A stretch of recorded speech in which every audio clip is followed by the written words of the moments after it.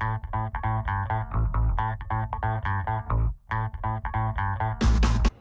everyone, welcome back to my YouTube channel. Today, right now, is basically 24 plus 10, that is 34 hours before my first written exam after boards. That is my first anatomy exam. First exam in medical school. Okay, you get the point. So in this video, I'll be guiding you through how I typically spend the day before any exam. I really hope it helps you. It makes you less anxious for exams. So yes, let's get into the video. So let me just tell you what I'm doing right now. I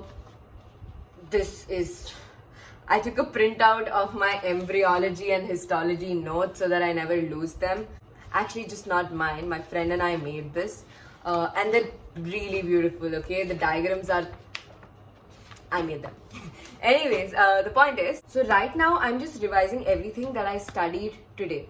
So what I did today was that me and my friend, we asked each other about 10 mark worth questions. So suppose they asked me, describe all the nerve supply for the lower limb. So I answered that, and then I had to go through the lower limb textbook and check if I answered it right.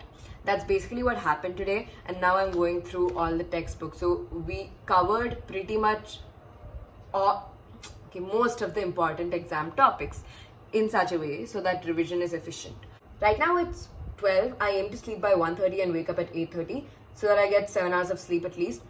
Never make the mistake of losing out of sleep during exams. You need it. It really doesn't matter if you don't get solid 7 hours of sleep 2-3 weeks before the exam, but when they're going on or right before them, make sure you sleep. Also, side note, should I upload these? Alright, so I just came back from dinner and now I have no idea what I'm going to be doing. So I've reached this particular phase of my exam preparation that's called I don't care phase. So what exactly happens is that at this point I've realized that whatever I do now, whatever I did today is not going to matter, because ultimately my marks or my result will be based on what I did for the past 6 months and not this particular night. But obviously it's important to revise, so I don't take it lightly either. I studied from 10 to 8:30 to 8 o'clock, from 10 to 8 o'clock with probably like 2-hour breaks in between. All I did was I opened all my books, that is anatomy, physiology and biochem, all right, and I just went through each page and saw if I knew that particular topic. For example, I go through popliteal fossa and I ask myself, do you know this? Can you answer this in the exam? Can you draw the diagram? If the answer is no, I make a mind map about that particular answer. I start drawing that particular diagram. As you can see here, I recorded a time lapse for some reason. Anyways, and that's me scolding my friend for drawing a pretty bad diagram, because I am artist, okay? This is artifact. Anyways, the point is, I finished all of that today for the past 6 hours, 7 hours, 8 hours. I have no clue. And right now I won't really go hard on myself. I never really do that in general before exams, because yeah, there is no point. And that is why it's important that you study every day from day one, because especially when you're in a course like MBBS, where every day you're taught a new topic in 3 different subjects, it's important to keep in touch with all those subjects and all those topics at least for 15 minutes each day. That also works, and that really helps. And I've been advertising this particular thing ever since school. So my basic plan for tonight is that I'm going to start reading the clinical correlations for these 3 books. Now, clinical correlations is basically something that I personally find very important when it comes to studying anatomy or physiology or any other subject in medicine, because that's what you're going to be applying out there in the real world, in the real hospital atmosphere. So basically, if I'm studying anatomy, probably, okay, let's take brachial artery. I'm probably studying about the brachial artery. Clinical correlation for the brachial artery would be the blood pressure. As you know, the artery here is occluded to measure the blood pressure. So that is basically what a clinical correlation is. It can involve different stuff like what happens when the nerve is damaged, what are the symptoms, etc. And it's the most interesting part and the most asked part when it comes to exams too. So if I mess them up, I lose a huge chunk of my marks. So I'm going to go through clinical correlations, try to explain it to my friends in the hostel. I'll probably go up to my friend's room and just study. Hopefully we can study. Hey, we can. Education. Education is my passion.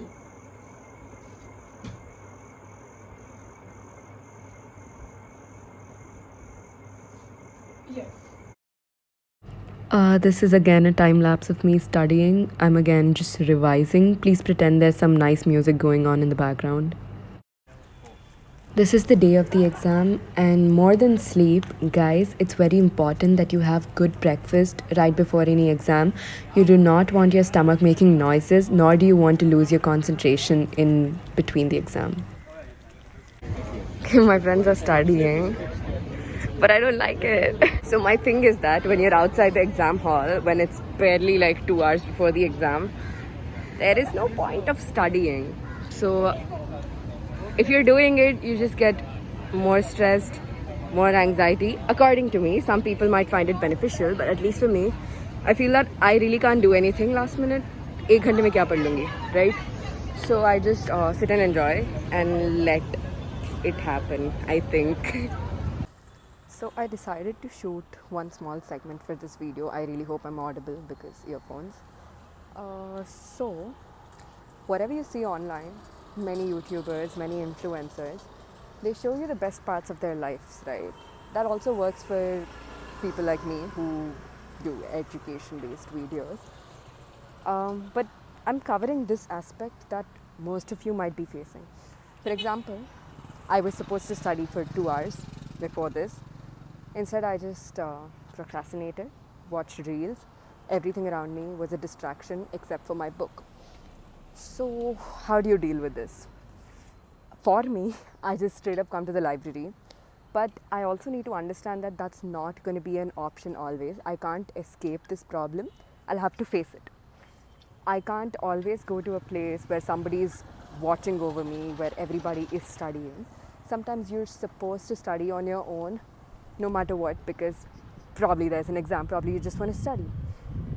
So it's important that you understand that everyone goes through this. Not everyone's a superhero जो 24/7 पढ़ते रहते हैं. It doesn't work that way.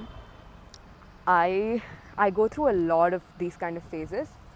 I have my escape mechanisms, but it's also important that I devise a better coping mechanism for the same, because it won't work always. And the day I figured that out, I'm gonna let you guys know. And the day you guys figure it out, do let me know too. Hi. So it's the night before biochem exam. Biochem is the most rattamar type subject in first year. So you can relate it to biology maybe. I mean, it's not exactly rattamar, but you get it. It's not my cup of tea. I don't like it. Anyways, my strategy for biochem was whenever I have subjects like these in which I have to just read information again and again, and it actually has not much of logic behind it, I go for flipping through the book and seeing if I know that particular topic. If I know it, I read it once more and strengthen that topic, because what usually happens in these subjects is that when you're in the exam hall, stuff that you already know, you tend to miss out on important points because you didn't revise them. So I make sure I do the stuff I already know really, really well. And the stuff that I don't know, there is no point of doing it really, really well before the exam, because I know I'm going to end up forgetting it because I didn't study it in the past 6 months or something. So the stuff that I don't know, I just flip through it, so that even if it comes in an MCQ format or if it comes randomly in some question, I'm able to wing it. I'm able to write anything that I can, anything that I can remember.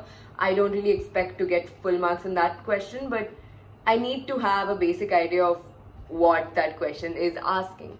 So what I did for biochem is I went through this one amazing book called Prasad. I 10 on 10 recommend if you're in first year MBBS. Prasad's biochem revision is the best. Also, a small heads up, if you have access to a library in your place or in your college, in your school, then use it. It is the best place ever because, dude, there are people around you who are studying. You can concentrate like anything, and you can come out for breaks, chill for a while, and go back in. You're not distracted.